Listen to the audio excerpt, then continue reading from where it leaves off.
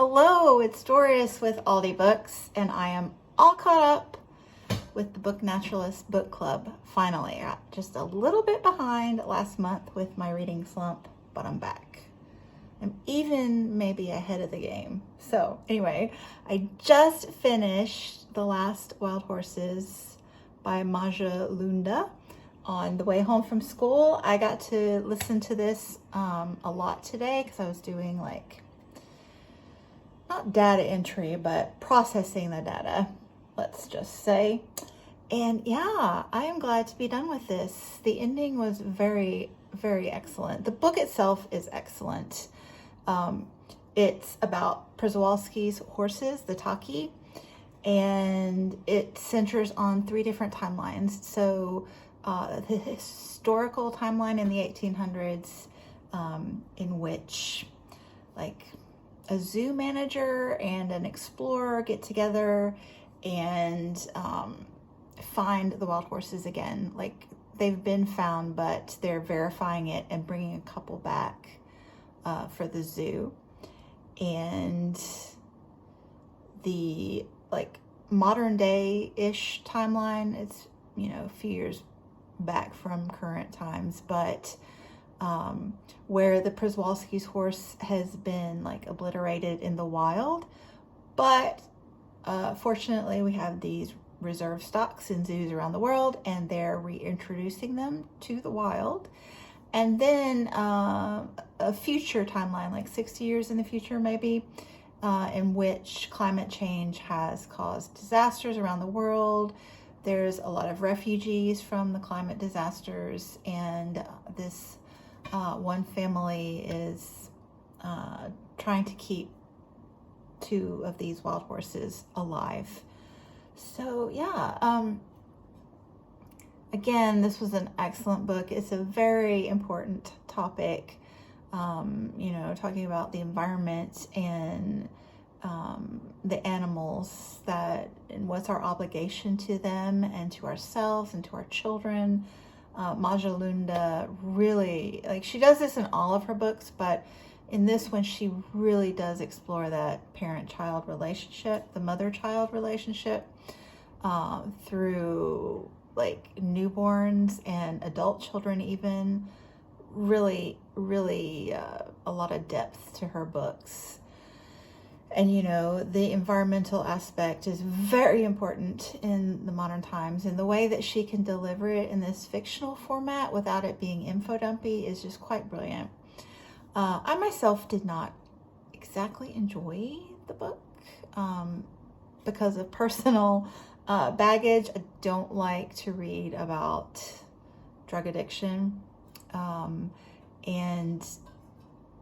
I find climate change fiction to be quite a heavy topic. It weighs heavily on me because I really believe it's happening, and it's just hard to read. But this is an excellent read if you are inclined.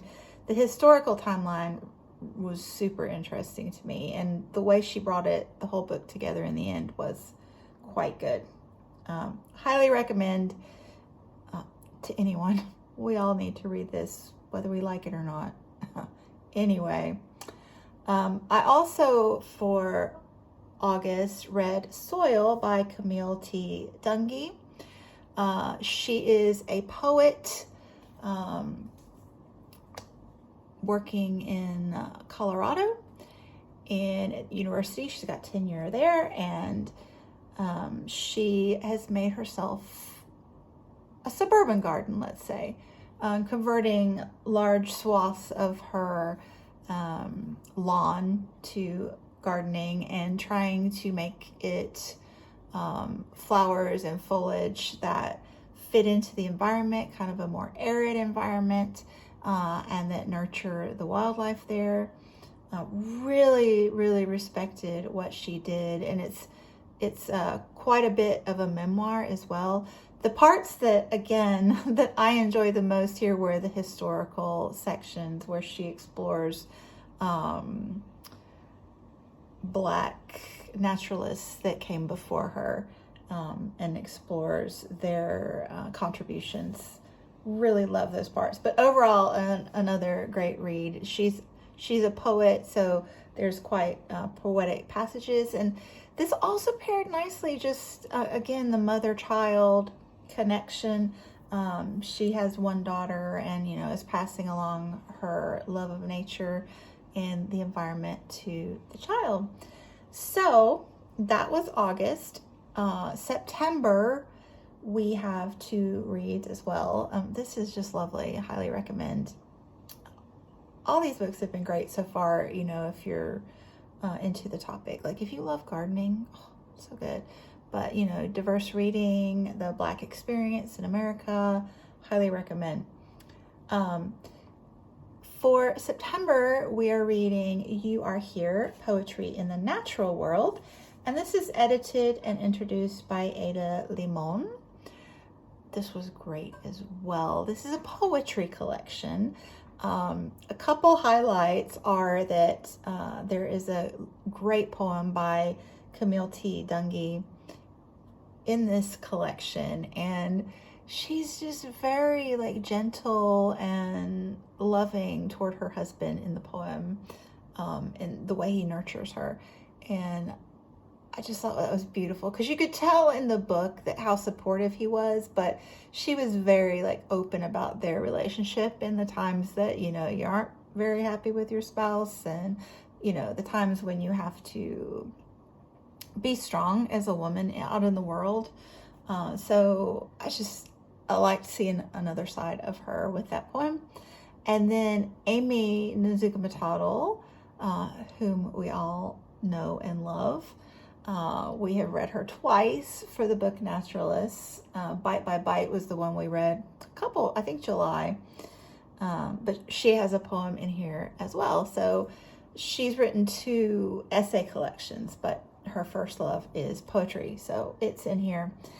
So these all focus on nature and different aspects of your interactions with nature, climate change, spiritual connections, all the above. Quite a lot of poems in here. I think maybe 52. But the thing that I think is super cool, she's the 24th Poet Laureate of the United States. But the thing I think is super cool about her and her job for this year with the U.S. is that part of it was, compiling this poetry collection focused on nature. But paired with this, she made poetry installations at 7 of the U.S. national parks, which I think is so, so cool. Anyway, my first vlog for Shorty September focuses on this book, so I will link it below if you are interested in checking out more thoughts on this book. And then the other book for September, so we're trying to get short books for Shorty September, and also focusing on Hispanic Heritage Month, which is second half of September and the first half of October. So both of these will fit with that. I don't remember how long this one is, but I don't think it's excessively long. Anyway, this is The Kissing Bug, a true story of a family, an insect, and a nation's neglect of a deadly disease by Daisy Hernandez.